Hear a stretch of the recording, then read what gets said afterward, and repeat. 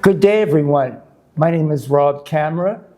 I am an INN board member and an INN volunteer, and I'm very fortunate to be here today with Lidia Bastianich, who I think many of you know.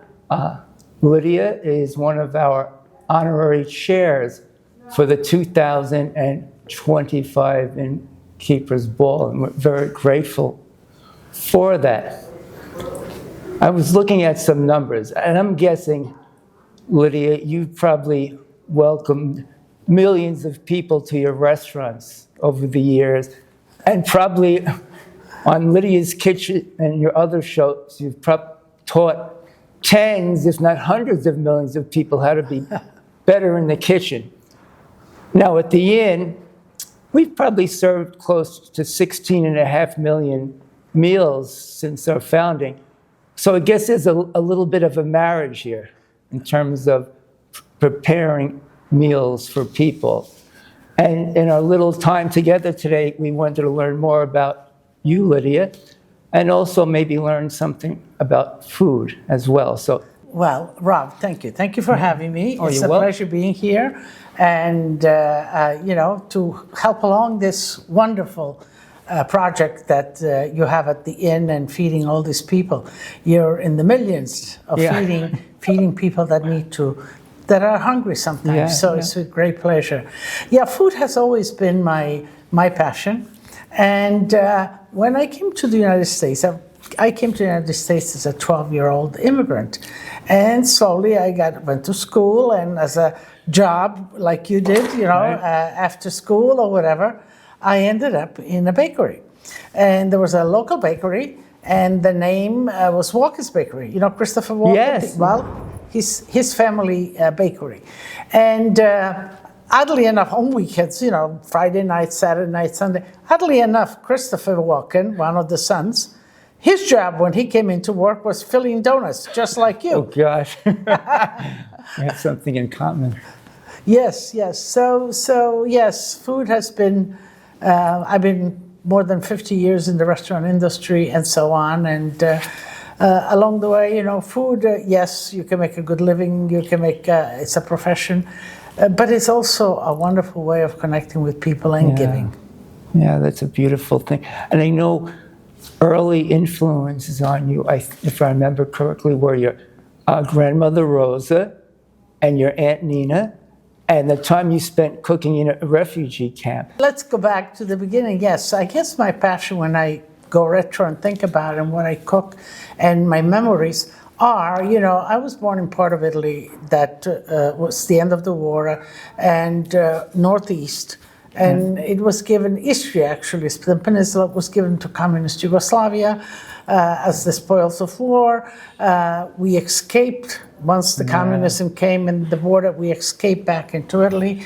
And when we did that, we were sort of held in a camp waiting to move on. Refugee camp, and I was there for 2 years. So if you talk about food and, those years, being a refugee, I was online for food, not unlike some of the people that come to the inn to be fed. So, I can relate to sort of being given food when you needing food and so on. And I think that the memories of grandma and sort of all the animals that we had and the gardens and all of that and cooking, that stayed with me. And as I grew, in my profession, I actually was not thinking of the food. I was in the sciences. You are into physics or whatever. Right. I love that. I thought I was going into that direction, but somehow food, cooking, whether it was cooking for the family, whether it was cooking for events, whether it was working, to make a few bucks, I always ended up in food. And ultimately, I met my husband, who was also an immigrant. He wanted to open a restaurant. Wow. And by then I had already worked in enough food places and industries. And yes, as you go along, you always kind of learn, that you're an academic, you teach. You always learn something, you always research. Mentors are so important in my field, as in every field.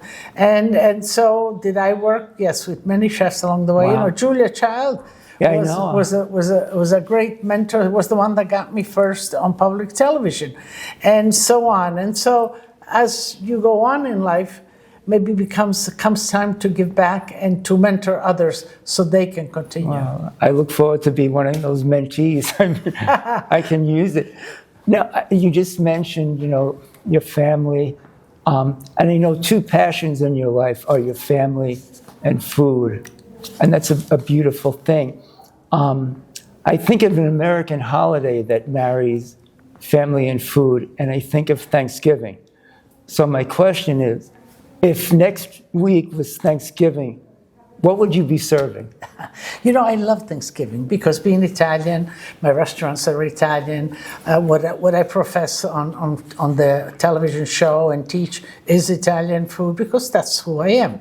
But I love Thanksgiving because being an immigrant and being accepted in this great country that is America, I appreciate that. And Thanksgiving is the day that I feel like giving thanks.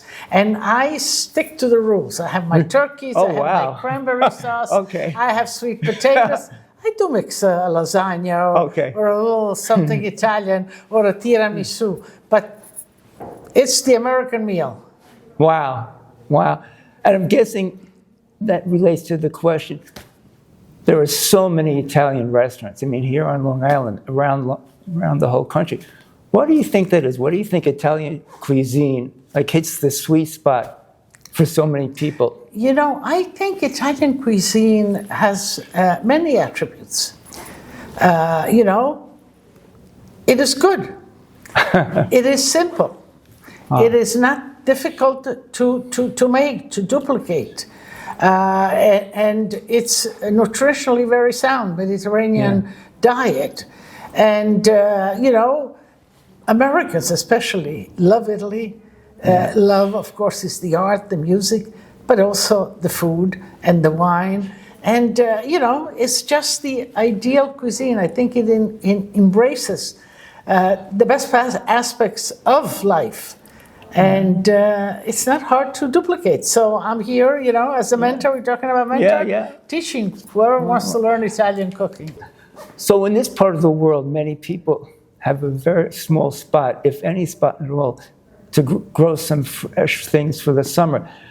So what would you recommend to somebody who may only have enough for 3 or 4 flower pots? What would you say? What's a good thing if you grow basil or parsley? What would you recommend to them? I think all the herbs you can grow in a pot, and you can grow them on a winter.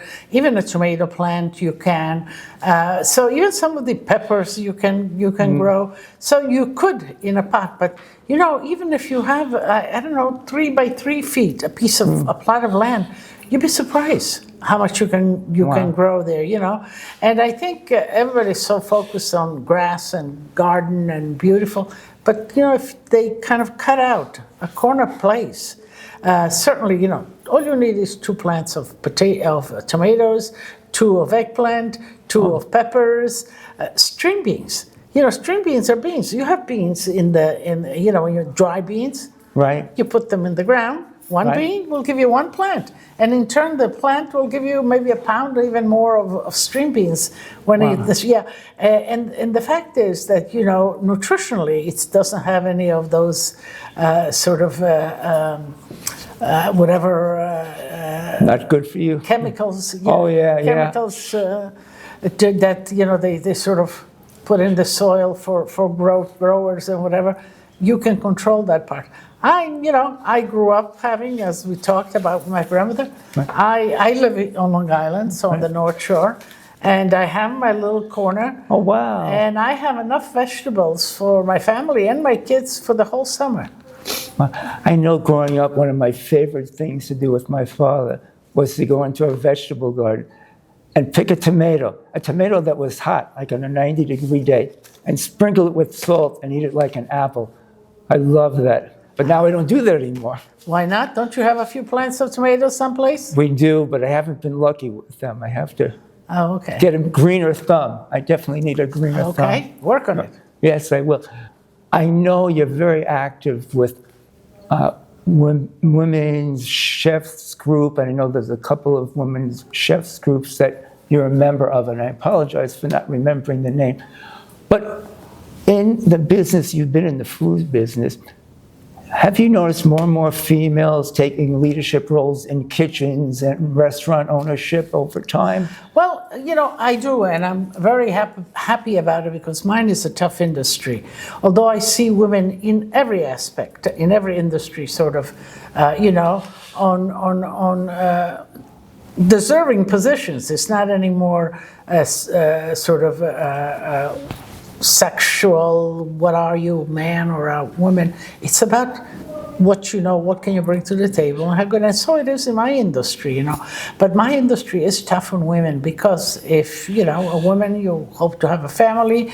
My industry is an industry that you work long hours, you work at night, when everybody's home feeding and sort of with the kids and whatever, you're on the line cooking and whatever. So, but it is a lot of successful women, because if you have the passion and if you're good, and and I tell all the time, because the women say, the comparison or male chef, I said, just focus on yourself. Whatever you do,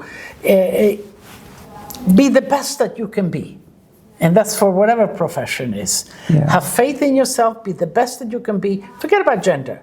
Go out there and get it done. And if it's better than him or the other her or whoever, then you're it. So you have to sort of prove your worth. Yeah. Well, that persistence, I think, is the key to success. Persistence. And you have that, obviously. Well, persistence, passion, continue sort of learning and assimilating new things, moving on, being contemporary, and not necessarily contemporary in cooking, foams and all of that. Contemporary in thought, being aware of the nutritional values of how, what do you cook, how do you cook it, being aware also of the environment, because chefs very influence the environment depending on what they predicate, what they buy, what they cook. It sort of directs what the farmers will grow and whatever. In today's world, we have all these foods and vegetables and all of that with all these pesticides and whatever. And I tell the consumer when I talk, I says, you have it in your wallet. That's your guidelines. Put your money where your beliefs are. Buy things from farmers that are good, nutritional, buy in season, buy local. All of these things really make a difference if we all do it. Wow, that's great advice, because then we could change the way the world eats, which is important. Exactly. So we all have to do our part. Wow. So my last question, very appropriate for doing our part. We so much enjoy, when I say we, I mean Jean and I, your visit to the inn, and I know you would like to come back and cook with the volunteer chefs and make a meal for the guests at the inn. So what kind of, hopefully that can be scheduled, but what kind of meal do you think you'd like to prepare? Well, I was thinking, first of all, it's in season, whatever the season, if we're doing something in the fall or the winter, the mushrooms, the squash, all of that, springtime, all the greens, the peas. So in season, and I think that, focusing on maybe not the big proteins, but legumes, root vegetables, green vegetables, soups, pasta, this kind of balance, and meals that give you satisfaction and a lot of nutrition. And also meals that you can cook. You don't have to grill the steak for each one. There's one big pot of soup, you make a good soup. Yeah. And yes, in the soup you can put a sausage or a rib or whatever, and still have your proteins, your flavor. So I would say something like that, especially because I know, I was there. Right. And I see that the dining room is full of people. They're out online, and you even give meals to go to take home. Yeah, we learned about that during COVID. That some people, it strikes me. Well, I don't get it. It could be a 95-degree day, the inside dining room is air conditioned. Some people don't want to come inside. To-go meals are popular.